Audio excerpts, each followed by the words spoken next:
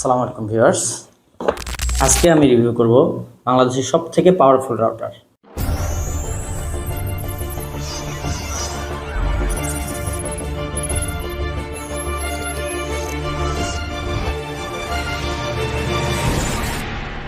চলুন আমরা রাউটারটা খুলে দেখি। এই যে হচ্ছে রাউটারটি একটি সুন্দর বক্সের মধ্যে দেওয়া আছে, দেখতে পাচ্ছেন 4 এন্টিনার, এবং রাউটারটি দেখতে খুবই রোবস্ট। এখানে ইনবিল্ট 4টা এন্টিনা আছে।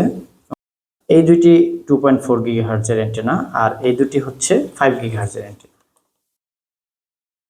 রাউটারের সাথে একটি RJ45 শর্ট কেবল দিয়েছে, খুব সম্ভবত এটি 1 মিটার, এবং সাথে একটি ভিসেলের অরিজিনাল অ্যাডাপ্টার দিয়েছে।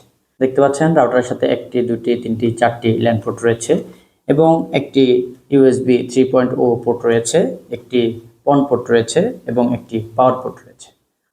সিগন্যাল কিলার এই রাউটারটিতে দেখতে পাচ্ছেন ইনবিল্ট 4টা অ্যান্টেনা রয়েছে। এর মধ্যে এই দুইটা অ্যান্টেনা হচ্ছে 2.4 গিগাহার্টজ সিগন্যাল প্রোভাইড করে, এবং এই দুইটা অ্যান্টেনা হচ্ছে 5 গিগাহার্টজ সিগন্যাল প্রোভাইড করে। এই রাউটারটি আসলে আমি অনেক দূর পর্যন্ত সিগন্যাল পেয়েছি এবং খুব ভালো স্মুথ ইন্টারনেট স্পিড পেয়েছি।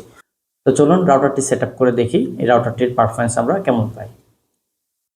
আমি আমার আপস্ট্রিম থেকে ডিটেলস নিয়ে রাউটারটি কনফিগার করে ফেলেছি, এবং কম্পিউটার থেকে সেট আপ করার পরে fast.com-এ স্পিড চেক দিয়ে আমি তো অবাক হয়ে গিয়েছি। এখানে দেখতে পাচ্ছেন 500 Mbps এর মতো স্পিড পাচ্ছি, যেটা খুবই ভালো স্পিড।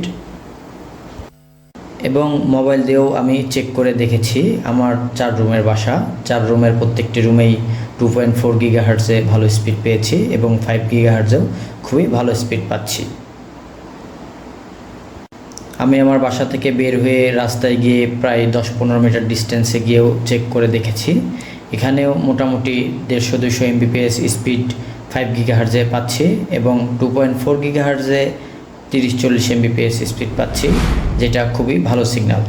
এর আগে আমি ডেকো রাউটার ব্যবহার করতাম, ডেকো রাউটার থেকে এই পর্যন্ত সিগন্যাল প্রপার আমি পাইনি কখনোই।